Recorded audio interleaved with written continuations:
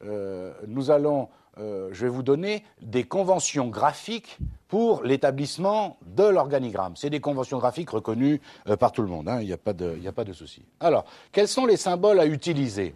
Alors, un triangle, ça veut dire que dans ce symbole, on fera figurer les éléments stockés, tout simplement. Si c'est un rond, on utilisera ce symbole pour les éléments non stockés. Et si c'est un rectangle, comme en informatique, ça vous le savez, donc on va mettre à l'intérieur ce qu'on appelle un centre de traitement, un centre atelier 1, atelier 2, distribution, production, administration, etc., etc., etc. Alors, on imagine une entreprise du secteur industriel. Cette entreprise achète deux matières A et B, quel stock? Alors écoutez bien, commencez à bien comprendre. Là, c'est un exemple très très simple, hein. Je suis de ceux qui sont sous-classeurs, section 2, les différentes étapes à suivre pour calculer un coût de revient. D'accord? Donc l'exemple, imaginons une entreprise du secteur industriel, elle décide d'acheter deux matières A et B, quel stock? Elle les mélange dans un atelier 1, duquel sortent deux produits semi-finis qu'on j'ai appelé PSF1 et PSF2, quel stock? À ces produits semi-finis, on rajoute des fournitures stockées également dans un atelier 2, duquel sortent deux produits finis, PF1 et PF2, qui sont également stockés. Enfin, ces produits finis passent dans un atelier de distribution pour être emballés avant la vente proprement dite. D'accord? Alors, écoutez-moi bien encore, pour qu'on soit bien d'accord. Parce que ça, personne ne vous le dit, parce que soi-disant que c'est évident pour tout le monde. Moi, je considère que ce n'est pas évident pour tout le monde. Vous avez peut-être relevé que dans cet énoncé très simple, j'ai insisté lourdement sur les mots stockés. Vous avez vu, je reprends, je vous ai dit, elle achète deux matières A et B. Quel stock? Après, j'ai dit des produits semi-finis, un semi, quel stock? Non, des produits finis, quel stock? Qu'est-ce que ça veut dire? Qu'il n'y ait pas d'ambiguïté. En contrôle de gestion, quand on dit que des produits, des matières, des sous-produits, tout ce que vous voulez, sont stockés, écoutez bien, ça veut dire que l'on tient une fiche de stock. Eh oui, mais je sais bien, mais il y a quand même, vous faites un sondage à la sortie de l'école, hein, et vous demandez qu'est-ce que ça veut dire stocker, les gens vont vous dire, ben, c'est mis quelque part. Au sens premier du terme, stocker, ça veut dire que c'est mis dans un coin en attendant d'être utilisé. Non, ça ne veut pas dire ça en contrôle de gestion. En contrôle de gestion, stocker, ça veut dire on tient une fiche de stock. Donc, d'accord, l'importance de ce triangle, parce que quand il y aura un triangle, vous allez le voir avec l'organigramme, ça veut dire qu'on sera obligé de faire des fiches de stock, bien entendu. Donc, regardons, vous voyez, sans rentrer encore dans les détails, juste avec l'énoncé, l'organigramme de production. Vous ne pouvez pas guère avoir plus simple que ça. Alors on y va. Eh bien, regardez. En fait, là, ça résume exactement ce que je viens de dire. C'est juste schématisé. Regardez bien. On voit bien que dans cette entreprise, il y a de la matière A et de la matière B qui rentrent dans un atelier 1. On voit tout de suite que la matière A et la matière B sont stockées. Donc, fiche de stock, il va falloir faire. Ça rentre dans un atelier 1. De cet atelier 1 sortent deux produits semi-finis, donc différents, PSF1, PSF2 ici, vous êtes d'accord? On les met dans un triangle, ça veut dire qu'ils sont stockés, donc il faudra faire les fiches de stock. Ensuite, ces PSF1, PSF2 rentrent dans un atelier 2, et regardez l'importance de l'organigramme, parce que jusque-là, vous allez me dire, ouais, mais on sait. Si vous n'aviez pas fait l'organigramme, vous vous seriez souvenu que les fournitures arrivent à ce stade-là? Non. Encore une fois, c'est pas que vous êtes bête, c'est pas ça du tout le problème. C'est qu'un être humain normalement constitué, il aurait oublié, soit il aurait oublié que les fournitures arrivent dans l'atelier 2, soit il aurait intégré les fournitures dans l'atelier 1. Ah oui, mais ça change tout, c'est plus du tout la même chose. Parce que vous comprenez intuitivement que quand je vais calculer le coût de ce qui sort de l'atelier 1, je vais intégrer, alors le coût de ce qui sort de l'atelier 1, intuitivement, c'est le coût des PSF1 et des PSF2, vous êtes d'accord? Ben là, si vous avez l'organigramme sous les yeux, vous comprenez bien que le coût de production des PSF1, des PSF2, à l'intérieur, il ne peut pas y avoir les fournitures, puisque les fournitures ne sont pas rentrées avant le coût de production de ces PSF. Est-ce que tout le monde me suit comme il faut? D'accord? Vous voyez l'importance. Donc, il sort des PSF1, PSF2 qui rentrent dans un atelier 2, auquel on rajoute des fournitures qui arrivent à ce moment-là, fournitures qui, dans ce cas-là, sont stockées, donc fiche de stock, et de l'atelier 2 sortent des produits finis, 1 et 2, qui sont stockés, donc fiche de stock, qui passent ensuite dans un atelier de distribution avant d'être vendus. Voilà.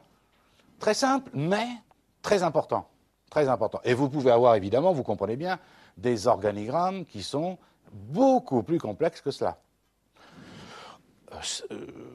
Quelquefois, je vous dis, c'est tellement complexe qu'on vous les donne en annexe pour... parce qu'attention, il y en a certains, il peut falloir 1 heure, 1 heure et demie, rien que pour faire l'organigramme, tellement c'est compliqué.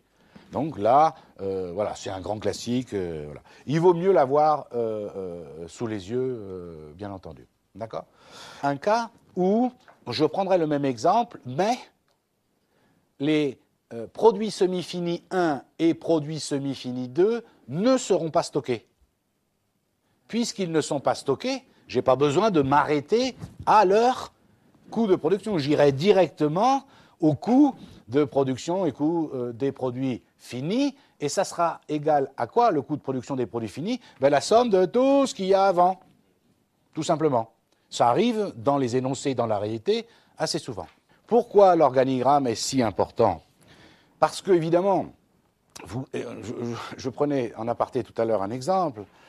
Imaginez que vous soyez au service contrôle de gestion de chez EADS et on vous demande de calculer le coût de revient d'un Airbus A380. Est-ce que vous comprenez que, quelle que soit votre intelligence, je n'en doute pas, bien entendu, est-ce que vous comprenez qu'il est impossible à un être humain, tout seul, de calculer ce coût de revient? Pourquoi? Pour une raison simple, on va dire une des plus simples, c'est parce qu'il ne peut pas avoir en tête tout le processus de fabrication devant la complexité. Donc il n'y a rien à faire. À un moment donné, dans le monde réel, c'est souvent le bureau d'études qui fait ça, qui commence à vous faire l'organigramme. Vous savez, vous l'avez souvent vu, avec des éclatés d'un objet, parce que comme ça, on voit un éclaté de l'objet, et comme ça on voit, là il y a 3 vis de machin. Ou quand vous allez... mademoiselle, acheter des meubles dans une entreprise suédoise le samedi après-midi où il n'y a personne, enfin c'est un plaisir, n'est-ce pas? Donc, et que vous avez le mode d'emploi, qu'est-ce que c'est ça? En fait, un contrôleur de gestion va à un moment donné ou à un autre se servir de ce document parce qu'il va savoir que pour ce meuble, ça revient, il y a le morceau de bois, il y a ce que l'on colle sur les côtés, il y a tant de pieds, il y a tant de vis, il y a tant de morceaux en plastique pour pas que ça raye le parquet, etc., etc. Vous voyez ça? Nous, on va faire la même chose, une sorte d'organigramme de la même façon. Et il est évident que les organigrammes peuvent être d'une complexité immense. D'accord? Des organigrammes, d'ailleurs, souvent dans le monde réel, quand ça devient très complexe, on ne voit que des morceaux d'organigrammes, on ne voit jamais l'ensemble. Bien sûr, dans le cadre d'un examen, en général, ça reste à l'échelle, on va dire, évidemment, humaine. Quelquefois même, dans l'énoncé, en annexe, on vous fournit l'organigramme de production, pour vous aider tellement déjà, sans rentrer dans la difficulté extrême, quand déjà c'est un petit peu compliqué. Oui, par exemple, vous allez comprendre, si vous ne faites pas d'organigramme et qu'une entreprise achète plusieurs catégories de matières premières, mais que ces matières premières ne rentrent pas toutes au même moment dans le même atelier, je ne sais pas, la matière première 1 et 2 rentrent dans l'atelier 1, puis la matière première 3, elle rentre dans l'atelier 2. Mais attendez, si vous ne faites pas l'organigramme, je vous garantis que vous ne saurez plus à quel moment je dois intégrer le coût d'achat des matières 1, 2 et 3. Vous comprenez ce que je veux dire? Donc l'organigramme sert à cela. Et l'organigramme, bon, ce que je vais dire, c'est un vœu pieux depuis 25 ans, je me tue à expliquer ça aux étudiants. L'organigramme, il est tellement important que vous devez l'avoir sous les yeux en permanence pendant toute votre épreuve. pour savoir à quel endroit vous vous situez dans le cheminement du processus de fabrication. Pourquoi je dis un vœu pieux? Encore une fois, j'ai beau le répéter, tout le monde s'en fout. Personne ne fait d'organigramme et tout le monde y va direct. Et donc, tout le monde y va direct dans le mur. Oui, non, mais c'est pas la peine, je suis un génie. Ça, je le saurais déjà, vous voyez, j'aurais déjà compris. D'accord? On est comme tout le monde, on n'est pas des génies, d'accord? En plus, surtout dans le cadre d'un examen où on est stressé, on a un temps, etc., etc., il vaut mieux faire ça. Et quelquefois, même, je vais vous le dire comme ça, même si l'organigramme est très simple, parce que quelquefois c'est pas compliqué, il ne faut pas non plus exagérer, mais vous l'avez à côté de vous, et vous l'avez tout le temps, comme ça vous savez où vous en êtes. Il faut que sur l'organigramme, on soit quand même précis. Pas n'importe quoi, pas fait, comment vous dites, à l'arrache. Non, pas à l'arrache. Correctement, on se le fait, encore une dernière fois, même si ce n'est pas demandé explicitement le jour de l'examen.